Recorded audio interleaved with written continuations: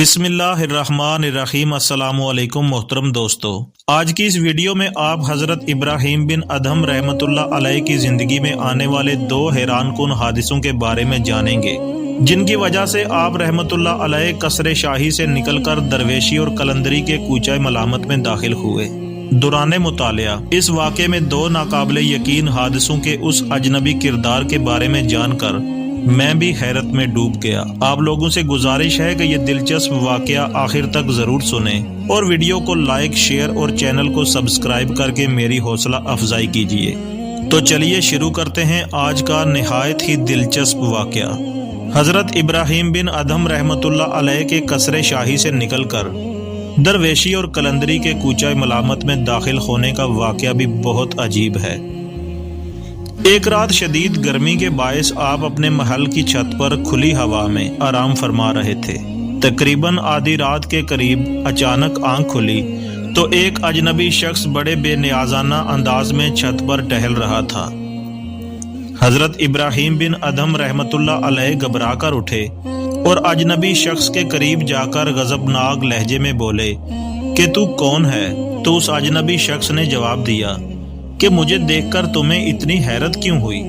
میں کوئی درندہ یا چپایا نہیں، تمہاری ہی طرح کا ایک انسان ہوں۔ حضرت ابراہیم بن ادہم رحمۃ اللہ علیہ کو اجنبی کے لب و لہجے کی استقامت اور بے تکلفی پر شدید حیرت ہوئی، جس کے نتیجے میں آپ کا غصہ اور بڑھ گیا۔ میں پوچھتا ہوں کہ سینکڑوں پہرے داروں کی موجودگی میں تو میرے محل کی چھت پر کس طرح سے آ گیا؟ اس سوال کے جواب میں اجنبی شخص کی ہلکی سی ہنسی ابھری۔ پھر اس نے اور بھی زیادہ مطمئن لہجے میں کہا، یہ بھی کوئی پوچھنے کی بات ہے؟ میں تو صرف چند پہرے داروں کی موجودگی میں چھت پر آیا ہوں، اور تم لاکھوں انسانوں کے ہوتے ہوئے بھی بلخ کے تخت پر اکیلے بیٹھ گئے۔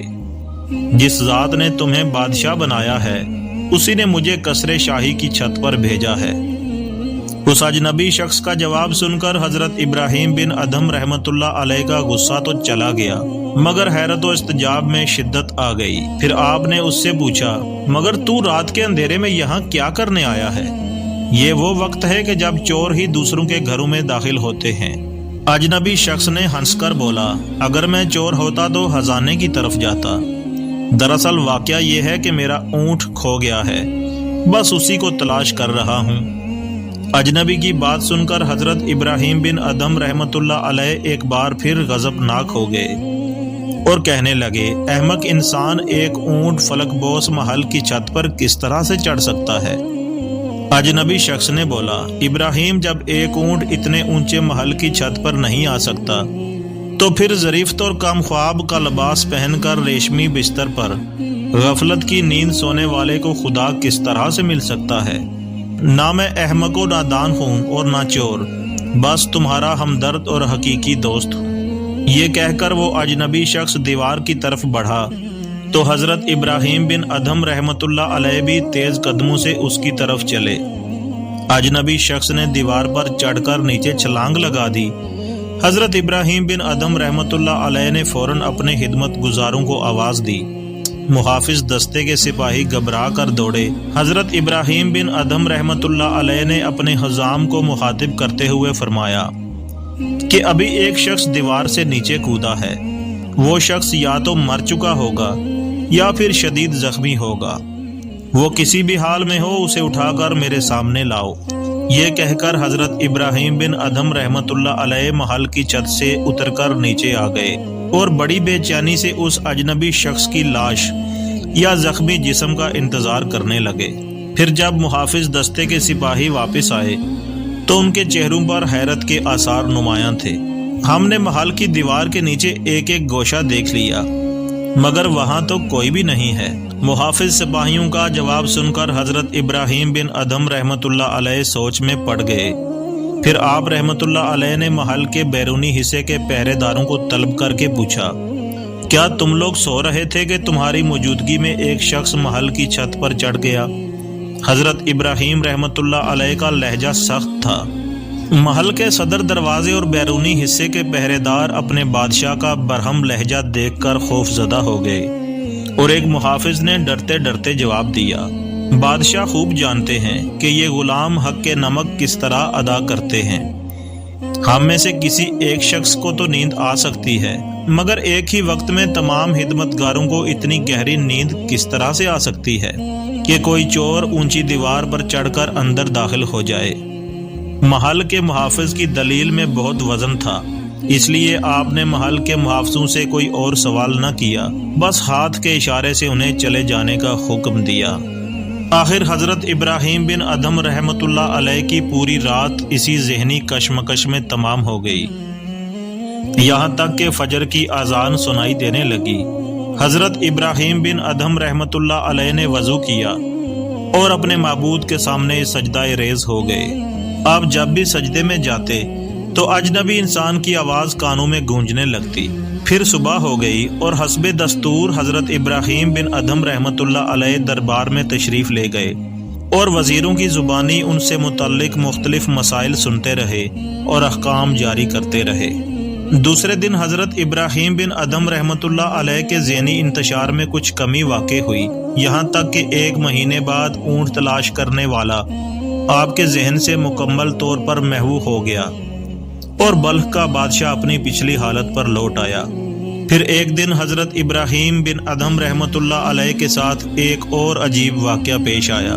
حضرت ابراہیم بن ادھم رحمۃ اللہ علیہ حسب معمول اپنے پورے جاؤ جلال اور شان و شوکت کے ساتھ تخت شاہی پر جلوہ افروز تھے کہ یکایک ایک اجنبی شخص دربار میں داخل ہوا، تیز قدموں سے چلتا ہوا حضرت ابراہیم بن ادھم رحمۃ اللہ علیہ کے قریب پہنچ گیا۔ تمام وزراء اور امراء اور درباری اس شخص کی بے تکلفانہ آمد پر اور سارے آداب شاہی بالائے طاق رکھ کر بلخ کے حکمران کے نزدیک پہنچ جانے پر شدید حیرت میں مبتلا تھے، اور کسی میں بھی اتنی جرأت نہیں تھی کہ اس اجنبی شخص کو اس گستاخانہ حرکت پر ٹوک سکے۔ ہر شخص کو یوں محسوس ہو رہا تھا کہ جیسے اس کا جسم مفلوج ہو چکا ہے اور زبان گنگ ہو کر رہ گئی ہے۔ آخر حضرت ابراہیم بن ادھم رحمۃ اللہ علیہ کو اس اجنبی شخص سے باز پرس کرنا ہی پڑی۔ تو مجھ تک کیسے پہنچا اور تجھے میرے پہرے داروں نے دربار میں کس طرح سے داخل ہونے دیا؟ اس اجنبی شخص کا لباس بہت سادہ تھا، مگر چہرے سے ایک خاص روشنی جھلک رہی تھی۔ اپنے پہرے داروں کی بات نہ کرو، وہ مجھے دربار میں داخل ہونے سے روکنے کی طاقت نہیں رکھتے، اجنبی شخص نے بے نیاز لہجے میں بولا۔ تو کون ہے اور یہاں کیوں آیا ہے؟ حضرت ابراہیم بن ادھم رحمۃ اللہ علیہ کے لہجے میں آمرانہ جاؤ جلال ظاہر ہو رہا تھا۔ اجنبی شخص بولا، میرا مختصر تعارف یہ ہے کہ میں ایک مسافر ہوں اور کچھ دن آپ کی سرائے میں قیام کرنا چاہتا ہوں۔ اجنبی شخص نے ایک باوقار مسکراہٹ کے ساتھ دربار بلخ کے خوبصورت در و دیوار کی طرف اشارہ کرتے ہوئے کہا۔ اجنبی شخص کا یہ طرز کلام دیکھ کر حضرت ابراہیم بن ادھم رحمۃ اللہ علیہ غضبناک ہو گئے۔ یہ عالی شان دربار تجھے کوئی سرائے نظر آ رہا ہے؟ حضرت ابراہیم بن ادھم رحمۃ اللہ علیہ کے سوال کے جواب میں اس اجنبی شخص کی پرجلال آواز ابھری، آپ کو اس قدر ناراض ہونے کی ضرورت نہیں، نہایت صبر و سکون کے ساتھ میرا ہر سوال سنیں اور اس کا منطقی جواب دیں۔ یہ کہہ کر وہ اجنبی شخص چند لمحوں کے لیے خاموش ہو گیا۔ تو کیا پوچھنا چاہتا ہے؟ اپنا مدعا بیان کر۔ انتہائی ضبط کے باوجود حضرت ابراہیم بن ادھم رحمۃ اللہ علیہ کے چہرے سے تلخی و ناگواری جھلک رہی تھی۔ اجنبی شخص نے حضرت ابراہیم بن ادھم رحمۃ اللہ علیہ کو ایک عام انسان کی طرح مخاطب کیا کہ تم سے پہلے یہاں کون رہتا تھا؟ مجھ سے پہلے یہ دربار اسی طرح موجود تھا اور آج میں اس تخت پر بیٹھا ہوا ہوں، اس پر میرے والد جلوہ افروز ہوا کرتے تھے۔ حضرت ابراہیم بن ادھم رحمۃ اللہ علیہ کے لہجے سے شاخسانہ غرور جھلک رہا تھا۔ تو آج کل تمہارے باپ کہاں رہتے ہیں؟ اجنبی شخص کے گفتگو کرنے کا وہی انداز تھا جیسے وہ کسی عام شخص سے بات کر رہا ہو۔ میرے والد محترم کا انتقال ہو چکا ہے۔ حضرت ابراہیم بن ادھم رحمۃ اللہ علیہ کے لہجے سے وہی ناگواری چھلک رہی تھی۔ میرے سوال کا صحیح اور مکمل جواب دو۔ اجنبی شخص کے لہجے میں وہی بے نیازی تھی۔ میں تمہارے والد کے انتقال کے بارے میں نہیں، ان کے قیام کے بارے میں پوچھ رہا ہوں۔ حضرت ابراہیم بن ادھم رحمۃ اللہ علیہ کا غصہ دوبارہ لوٹ آیا۔ اے شخص، تو مجھے پاگل نظر آتا ہے؟ تجھے معلوم نہیں کہ مرنے کے بعد انسان کہاں رہتا ہے؟ یہ کہہ کر حضرت ابراہیم بن ادھم رحمۃ اللہ علیہ نے اپنے امراء اور وزراء کی طرف دیکھا اور انتہائی غضبناک ہو کر حکم دیا کہ اس دیوانے کو نکال باہر کرو جو میرا قیمتی وقت برباد کر رہا ہے۔ شاہ بلخ کا حکم سنتے ہی تمام وزیروں، امیروں اور دوسرے درباریوں نے اٹھنے کی کوشش کی، مگر وہ سب اپنی جگہ سے ہل بھی نہ سکے اور انہیں یوں محسوس ہوا جیسے ان کے جسم پتھر کے ہو گئے ہوں۔ اجنبی شخص نے شاہ بلخ کے اس حکم کی ذرا بھی پرواہ نہ کی اور اسی بے باکی کے ساتھ دوبارہ مخاطب ہوا، جس طرح تمہارے مسلح سپاہی مجھے اندر آنے سے نہ روک سکے، اسی طرح تمہارے یہ وزیر بھی مجھے یہاں سے نکالنے کی طاقت نہیں رکھتے۔ بس میرے کچھ سوالوں کا ٹھیک ٹھیک جواب دے دو، پھر میں خود ہی چلا جاؤں گا۔ اجنبی کی بات سن کر حضرت ابراہیم بن ادھم رحمۃ اللہ علیہ کا سارا غیظ و غضب ختم ہو گیا اور چہرے پر خوف کے ہلکے سائے لرزنے لگے۔ پھر آپ نے بہت مدھم لہجے میں اجنبی شخص کے سوال کا جواب دیتے ہوئے کہا کہ میرے والد محترم شیخ ادھم آج کل قبرستان میں رہتے ہیں۔ قبرستان میں ان کا قیام کب تک رہے گا؟ اجنبی نے دوسرا سوال کیا۔ جب تک کہ حشر برپا نہیں ہو جاتا اور تمام مردے اپنی اپنی قبروں سے نکال نہیں لیے جاتے۔ حضرت ابراہیم بن ادھم رحمۃ اللہ علیہ نے کسی قدر سہمے ہوئے لہجے میں جواب دیا۔ اجنبی شخص کی آمد اور اس کے طرز عمل نے شاہ بلخ کا جلال چند منٹوں میں زائل کر دیا تھا۔ تمہارے باپ سے پہلے یہاں کون رہتا تھا اور اب وہ شخص کہاں رہتا ہے؟ اجنبی شخص نے ایک اور سوال کیا۔ والد محترم سے پہلے میرے دادا معظم یہاں رہتے تھے اور آج کل ان کا بسیرا بھی قبرستان میں ہے۔ حضرت ابراہیم بن ادھم رحمۃ اللہ علیہ نے اسی طرح جواب دیا۔ اب آپ کی آواز سے ہلکی سی لرزش بھی نمایاں تھی۔ پھر وہ اجنبی شخص کئی پشتوں کے حوالے سے سوال کرتا رہا اور حضرت ابراہیم بن ادھم رحمۃ اللہ علیہ اسی طرح جواب دیتے رہے۔ آخر میں اس شخص نے شاہ بلخ سے سوال کیا کہ اپنے بزرگوں کی طرح ایک دن تم بھی شہر خموشہ میں چلے جاؤ گے، پھر تمہارے بعد یہاں کون قیام کرے گا؟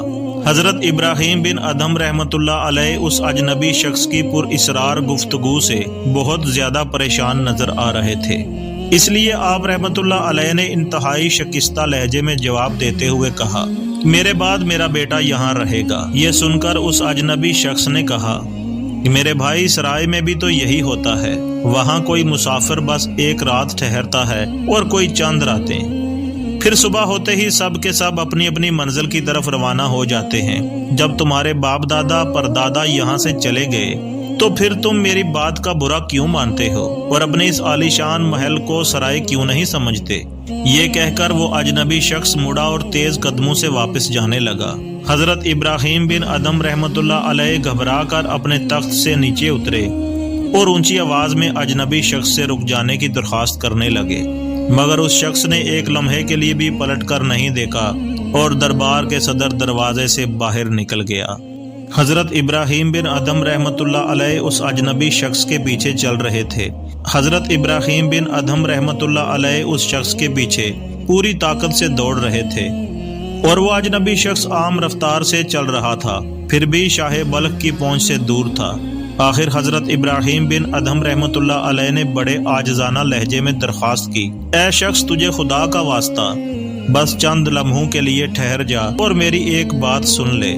شاہ بلخ کی التجا اتنی شدید تھی کہ اس اجنبی کو ٹھہر جانا پڑا۔ پھر حضرت ابراہیم بن ادھم رحمۃ اللہ علیہ نے بڑے انکسار کے لہجے میں سوال کیا، میرے عزیز، تمہیں تو چلے ہی جانا ہے، مگر کم سے کم اپنا نام تو بتاتے جاؤ۔ اجنبی شخص نے مسکراتے ہوئے جواب دیا، میرا نام پوچھنے سے تمہیں کچھ حاصل نہیں ہوگا۔ جس کام کے لیے دنیا میں آئے ہو اسے تیزی سے تکمیل تک پہنچاؤ، ورنہ وہ وقت بہت قریب ہے جب تم بھی اپنے باپ دادا کے پاس چلے جاؤ گے، پھر تمہیں مہلت نہیں ملے گی، یقیناً تم عام انسان نہیں ہو۔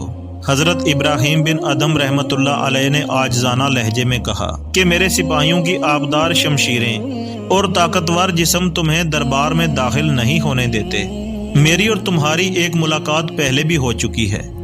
اجنبی شخص نے دل آویز مسکراہٹ کے ساتھ کہا، تم نے اس ملاقات کو یاد نہیں رکھا تو پھر اپنا نام بتانے اور تعارف کرانے سے کیا حاصل؟